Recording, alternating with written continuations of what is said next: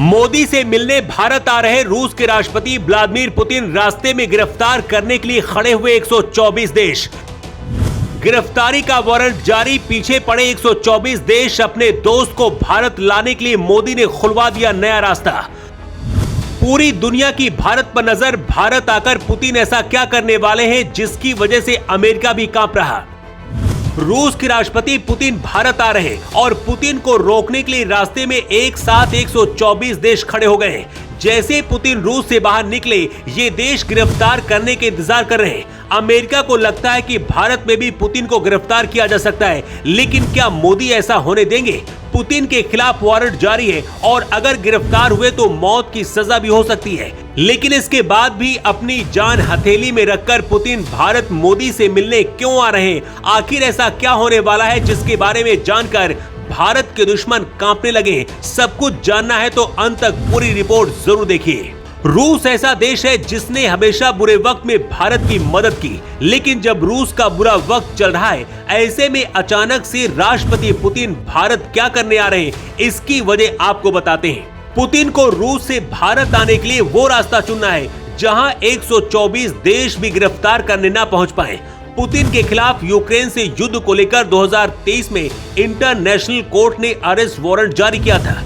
International criminal court के फैसले को मानना हर देश की जिम्मेदारी होती है। इसलिए ये सवाल है कि अगर पुतिन भारत आए तो क्या भारत में भी उन्हें गिरफ्तार किया जा सकता है? 2015 में सूडान के राष्ट्रपति उमर अल बशीर के खिलाफ भी इंटरनेशनल क्रिमिनल कोर्ट ने गिरफ्तारी का वारंट दिया था।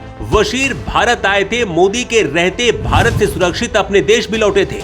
इसलिए पुतिन के रास्ते में कोई आएगा ऐसा नहीं लगता है। अभी तक की जानकारी के मुताबिक पुतिन काबुल के रास्ते भारत आएंगे, क्योंकि भारत और अफगानिस्तान के रिश्ते अच्छे हैं और अफगानिस्तान के रिश्ते पाकिस्तान और अमेरिका से खराब चल रहे हैं। इसलिए मोदी पुतिन को काबुल के रास्ते भारत आने का न्योता दिया है।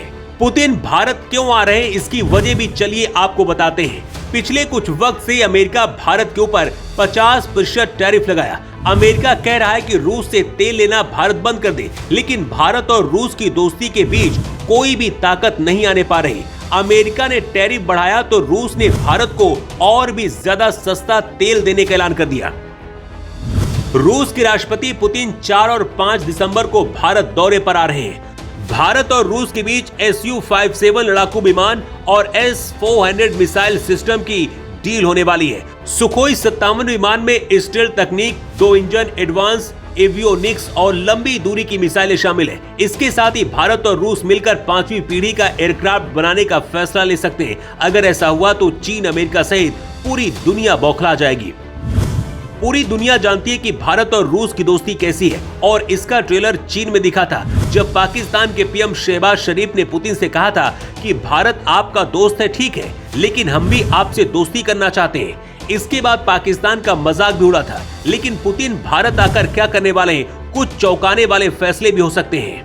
इंटरनेशनल क्रिमिनल कोर्ट के 124 देश सदस्य हैं और अगर इन देशों में पुतिन जाते हैं तो उन्हें गिरफ्तार किया जा सकता है। लेकिन भारत इंटरनेशनल क्रिमिनल कोर्ट का सदस्य होने के लिए अभी तक साइन नहीं किया, इसलिए भारत को कोई मजबूर भी नहीं कर सकता है कि पुतिन को गिरफ्तार किया जाए। ये गलती अगर अमेरिका ने की भी तो भी उसकी बेइज्जती ही होनी है। कहते भीड़ काम नहीं आती, दोस्त ऐसा होना चाहिए जो बुरे वक्त में आपके काम आए। जैसे रूस हमेशा भारत के लिए खड़ा रहता है, इसलिए भारत का भी ये फर्ज है कि रूस का साथ दे।